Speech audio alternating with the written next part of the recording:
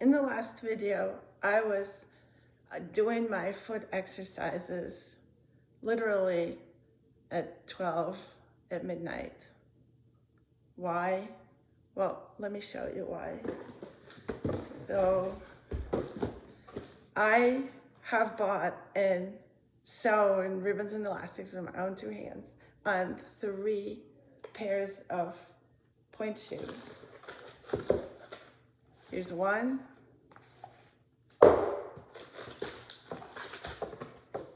2,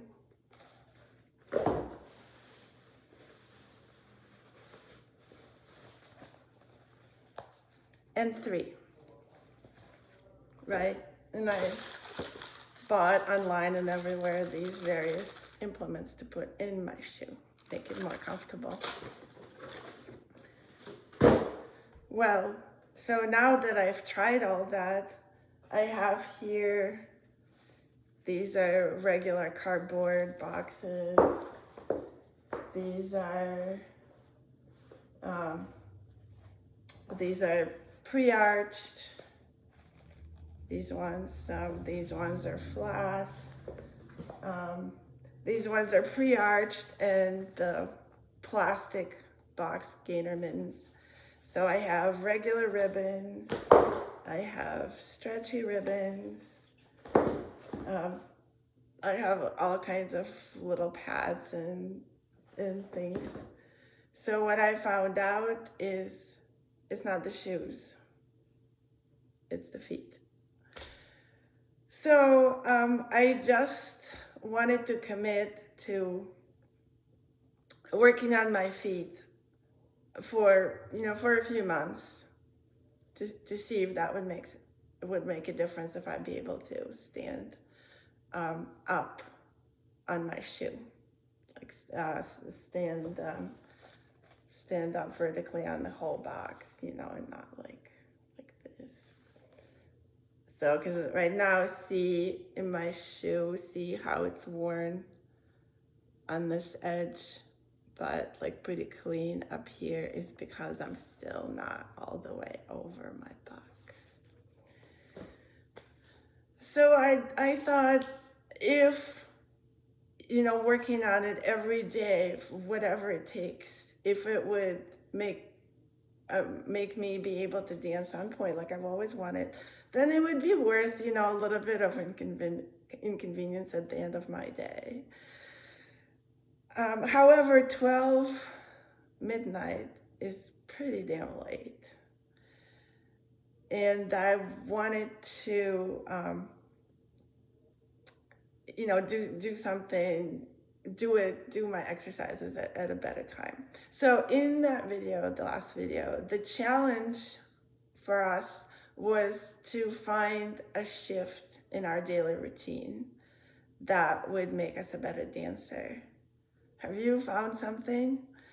Well, for me, it's obviously front loading my day. And I decided to look at my whole day to see what I could change, because, it looked like I was busy doing something until, it was well past my bedtime. So I just wanted to see what I could do differently. And I came across a YouTube video where the man in the video talks about how he ends his day. And he makes the point that everyone usually fixates on how you start the day in the morning, right? Like priming, meditation, affirmations, how, to start a perfect day. Well, I agree with this, my latest YouTube discovery, that the most perfect thing you can do to start your day is to get a good night's sleep, right? And for that, I, and probably most people, need to go to bed at a reasonable time. But in order for that to happen, we need to do a little bit of planning, because like for me, if I just like let the end of my day kind of run on its own, it kind of like runs itself into the ground. And and then I have what I have. So I will link the video in the discussion, but he gives an example of what he does. His ideal bedtime is 9:30, and he doesn't want to go to bed any later than 10:30, which happens to me my exact goal. And I've been trying to go to bed at 9:30 for at least the last 2 years and have reliably failed almost every single day. So I kind of lost hope. I thought like maybe it's not reasonable for an adult to do that, but here he is saying that he does it. I have no reason not to trust him. So I decided to give it a shot. He has something he calls 3-2-1 rule, which is stop eating 3 hours before bedtime. So it would be 6:30 in his example. So it means he has to like start cooking, eating by like 5:30, maybe 6 at the latest. And then no drinking 2 hours before bed also seems very reasonable. And no blue light, so no screen time 1 hour before bedtime.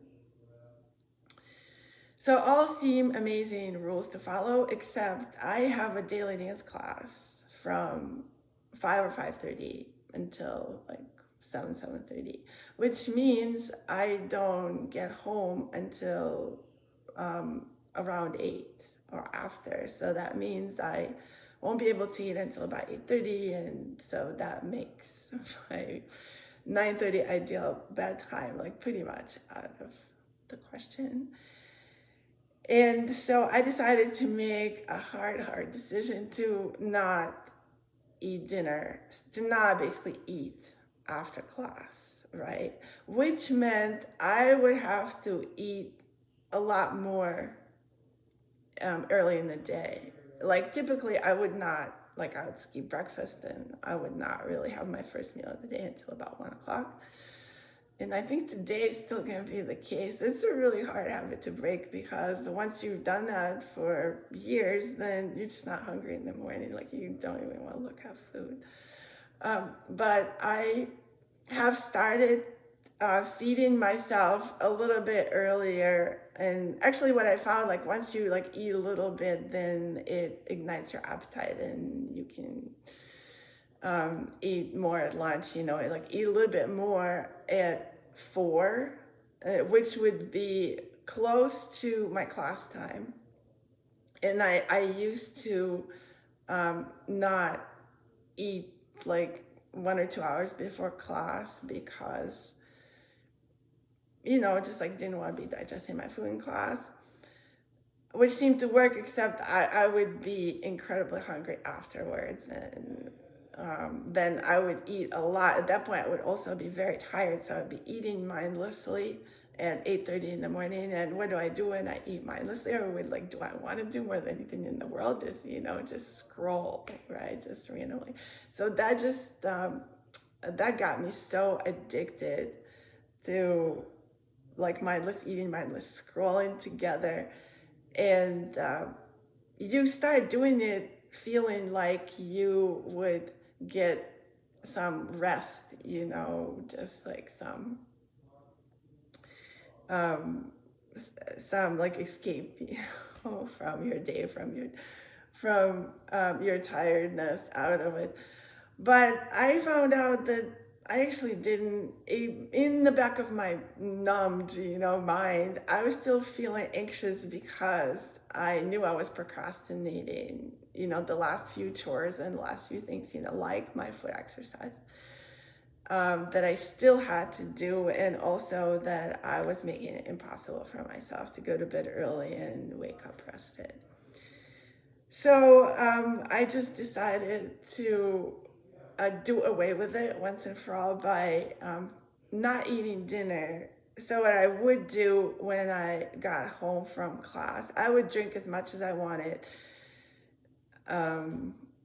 Well, according to the guy, you have to stop drinking at 7:30 if you have to go to bed by 9:30. So, like, not really true in my case. I'm going to bed, I would say by 10. Like, I would say it's still pretty rare for me to go to bed 9:30. So, like, I would have to, like, drink a lot. I have this fizzy drink that I make. It's called water kefir. It's really hydrating, and it's a little bit more filling than just plain water because of the fizz, and it has some taste. So I would drink it like right after I get home. I could actually like bring it with me and have it in the car. And so like drink a lot of it. It makes me like less hungry and pretty much quenches my thirst. And then if I still was hungry, I would like have a little bit of like liquid soup or just a little bit of salad or like an apple, but nothing that I would call a meal, right? And that's been working really well for me, where I have been waking up much, much earlier than before. I get to do my perfect morning, meditation and stuff. I still like to do that. But I also have time to do work and chores in the morning, so that by the time I get back from my class, I have very, very few things left on my list. And I know that my job, once I set foot in the house at night, is basically to unwind and get ready for bed. So about unwinding, the video that I've been modeling myself on talks about mind-numbing activities, just like the scrolling that I used to do. So this particular individual still has time. He has like an hour and 15 minutes in his nighttime routine to do that, right? And good for him. Like I found that certain things, I'm not addicted to too many things in my life, but the ones that I am, it's just very hard for me to limit those. So it's better for me to cut them completely out of my life. That's what I had to do with certain foods. Like back when I was a little bit younger, I just had to have no ice cream ever. Some people like to cheat. I can't cheat. Like it just like ruins the whole thing. So that's just my thing though. Some people are very successful cheaters. So for me, no cheating with just mindless scrolling. Like if I need to look something up, I will, but just like going there for, just like that little bit of dopamine, and just like I don't care where it comes from. I can't do that. But I want to tell you how I overcame the scrolling habit. That ironically happened with the help of another YouTube video. So while mindlessly scrolling at about 10:30 at night, right past my bedtime goal, I happened upon a few pranayama videos, which I fell in love with. I just love that whole channel. I think the guy is amazing. He puts on incredible like breath work practice content. He's called The School of Breath, and I will link the videos that I use in the description.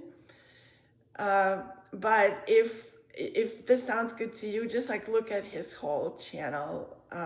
He has a breathing technique, like pretty like short one, like very, very manageable for every time of day and every reason you could possibly want. I found 3 that I have been doing every single day. And if you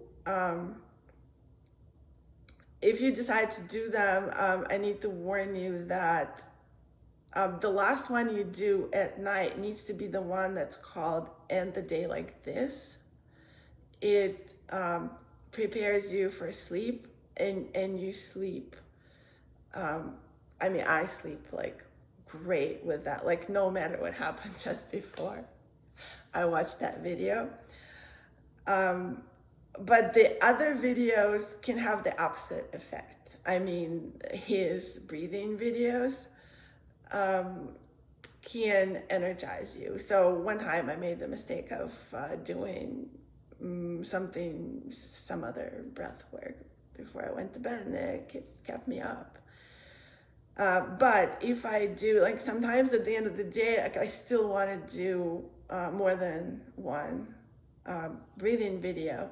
So I can still do like the energizing video as long as I do the end of the day breath work last thing.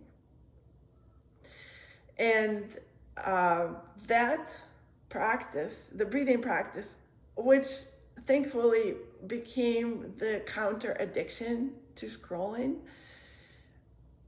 So that just annihilated my scrolling habit. It happened immediately. Well, maybe not exactly, but within just maybe 3-4 days, like not even a whole week of me doing the breathing practice. Just one. I started with just one video, which took, I think, less than 15 minutes to complete. And I just lost all interest in scrolling. I think he got rid of that edge, in me, that like kind of this feeling. I don't know how to describe it, but you probably know what I'm talking about, when like you are just like craving some kind of distraction. Like you just like want to like get out of it, whatever it is. So it drives you to like whatever, self-destructive behavior you are mostly driven towards. So for me at this particular juncture, it was scrolling YouTube videos. And just the scrolling habit, I find, is a very insidious thing. So you just scroll, whatever's in front of you, emails, phone messages, whatever other types of social media you're on, right? It's bizarre. So anyway, I am happy to report that that's gone, right? Thanks to these amazing pranayama techniques.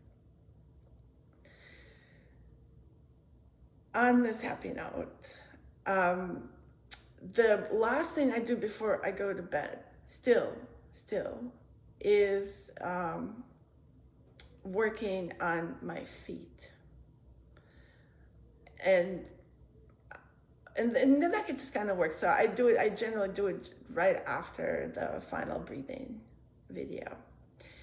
So, and I've been able to go to bed at like more reasonable, like not every day, like last night I still went to bed after 11 o'clock, but it's happening. Like I have all kinds of faith now.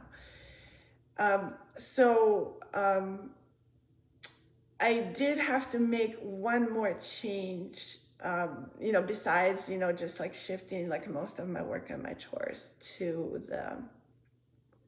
the earlier in the day.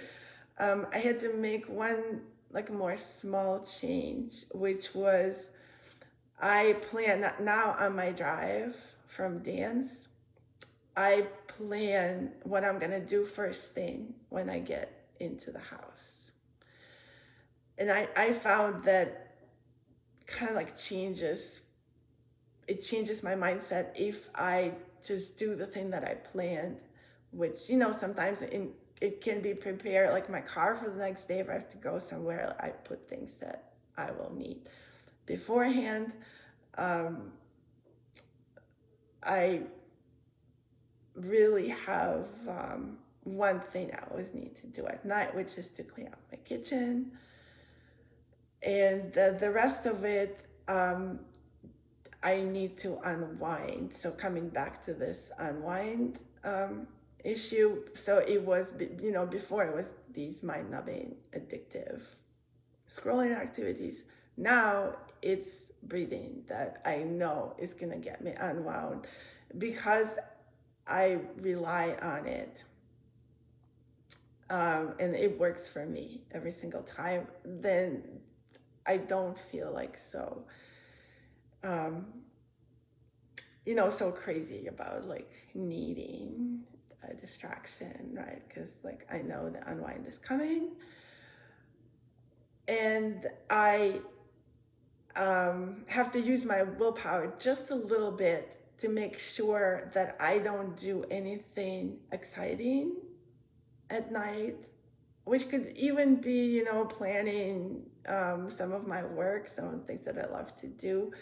It would get me going. Like last night is what I did, it would get me going, and so I would end up staying up later. So nothing that excites me, nothing that nothing that is really interesting to me. Like breath work I like, but it's not like sort of, fun, interesting, exciting, entertaining type activity. And also nothing that gets me sucked in emotionally. Right? So like if I consciously stay away from all of that, then my evenings work for me. So now back to working on my feet. So I have been doing that no matter what. I've been, doing just a little bit. Like ideally I would spend, half hour on my feet, but I've only been doing less than 10 minutes of it at night. And I feel like it's starting to pay off.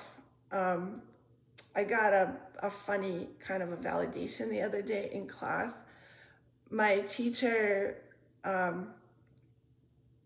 gave me correction about my feet, which I want to show you.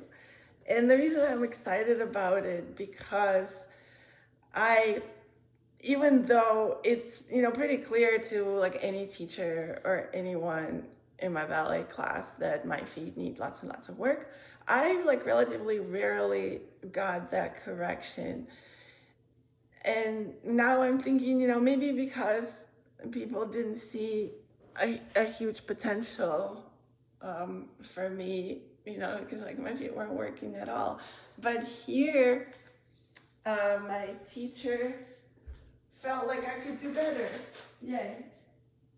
And what I was doing wrong was, you see, I haven't really warmed up, so like I don't know how good my demo is going to be here, but I was, and then on top of that, my foot has fallen asleep. So we were at the bar, I think it was maybe like Tandus or Dangshes, and we were holding a balance, right? So we were holding the Sisu balance on 2 feet. And then, you know how the teacher says, okay, like once you found yourself comfortably on 2 feet, then shift to 1 foot. It's gonna be hard for me because I haven't done anything today, like let alone any bar work. But let's say I'm balanced, and then I did this, right? I was bouncing and passing. And so my teacher said that immediately as I shifted to 1 foot, then I dropped my releve, I dropped my heel. So, and then so she said like not to do that, fight for it, make sure that when I shift, I want to make sure I'm using my good, correct alignment here, no pelvic tilt. I'll have to check after I finish this video to see what I did. So, anyway, she said, like, let's say this is my highest releve right here. And then she said, when I go to pass a fight to hold it up there.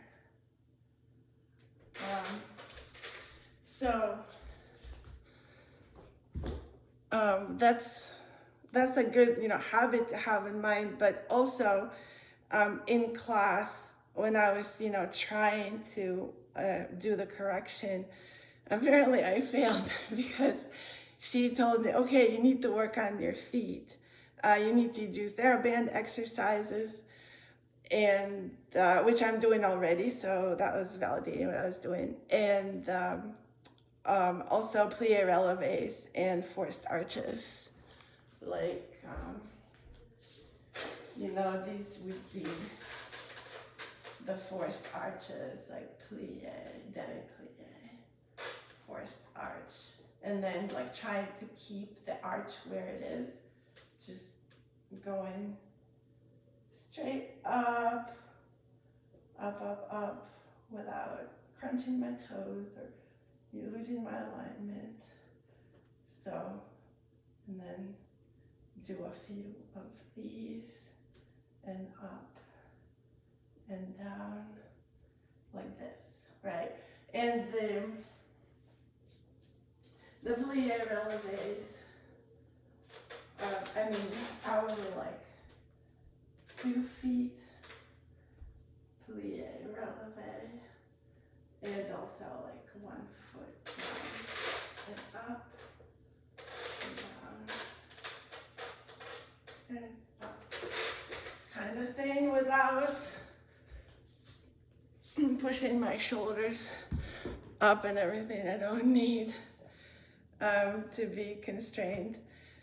So anyway, I am going to record another video on foot exercises plus the forced arches and plie releves, and I will need to do them a little bit earlier, probably in the day. Not at midnight, not even at 10, as it's happening right now. So one last thing I want to mention is also something my teacher said when she saw that I was struggling to get on my high releve. She said mind over body. She said this is a mind over body kind of thing. I love this expression. I've heard it now several times from professional dancers, very successful ones, like my teacher, like another teacher I used to have. And what that means is if you are not able to execute a step yet, do not worry, to know that it does not matter. You see it in your mind how you want it.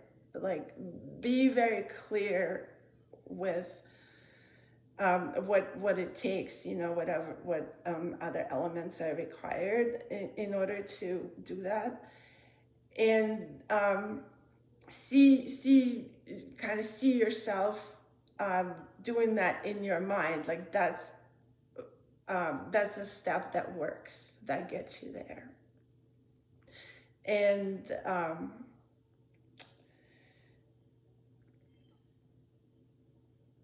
so I need to do much more of that. Like, somehow I've been resisting visualizing. The same teacher told me to come to class early, which hopefully I will be able to do once I keep working on my schedule. Because now I'm not late for class, which is a big improvement. But what she said, is come to class 20 minutes early, which is what a lot of the pros do. When you can, like, first of all, you can focus on like what's going to happen next, kind of leave everything else behind, but also, stretch, warm up a little bit, and visualize class going. You kind of know what's going to happen during class, so visualize it going better for you. Like, visualize being able to accomplish something in the class that you haven't been able to do that yet. She told me that she did that before every performance. She would run through her piece in her mind like an hour or so before she was to go on stage. So that's a real working strategy. And I have not been doing that. And I told her, yes, I will. This sounds like the next thing I need to try. But I haven't been able to do that. And I feel like visualizing has been difficult for me. Like I can sort of see myself from a distance as if I were looking at someone else doing something, like doing fortes or, being on top of my box in my point shoe. But when I try to feel it in my body, like feel what it would feel like if I were actually doing it, not looking at someone else doing it, right? Then I run into trouble. And I need to work. So this visualization, instead of just like this fun daydreaming activity, becomes work. But I believe that work that pays off, and multiple sources say that it's just as good as physical practice. So I'm going to do that. Especially since it doesn't require any time. I can do this while I'm driving to and from class. And even if I spend just, 5 minutes doing, like, I don't need to be visualizing like the whole like half hour, like 40 minutes that I'm in the car, right? But even if I do that, even for 5 minutes, like visualizing something that I want to do, and if I don't get to class 20 minutes early, but I can still do some of that in the car. And also frequently after I leave the class, I'm unhappy with myself. Like I shouldn't say frequently, I should say every single class, right? I feel miserable about something that didn't happen for me in that class, even if other things went well. So why, and like the class kind of moves. I try to like stay after class to work out some things, but a lot of the times it's late. They want to like close the studio, so I have to leave. And then it's kind of too late for me to work on it when I get home, and then I forget, the next day. But on my way home, which is such a great, I don't know why I haven't thought of it like 20 years earlier, but on my way from class, I can, instead of like ruminating and feeling sorry for myself for being such a horrible dancer, I could just visualize myself doing the step correctly, right? I mean, that would serve all kinds of purposes. So that's about what I wanted to tell you. The challenge for today is, once you find something that you can change in your schedule that would make you a better dancer, then try and stay with it for 4 days, right? Like it doesn't, like for me, I had to kind of turn my whole day upside down. It was kind of like, when you want to put something in your refrigerator and it's already full, you kind of have to take everything out, and put it back in, and recombine some things, and throw some things away. So that's kind of what's happening in my day. But it could also be something simple to try that wouldn't necessarily solve every single problem, but would make you a little bit better. So once you find something like that, try it for 4 days. And like if you try it one day and you decide that it's just never gonna work, then find something else, right? Find something else and try that thing for 4 days straight. Thank you, and see you soon.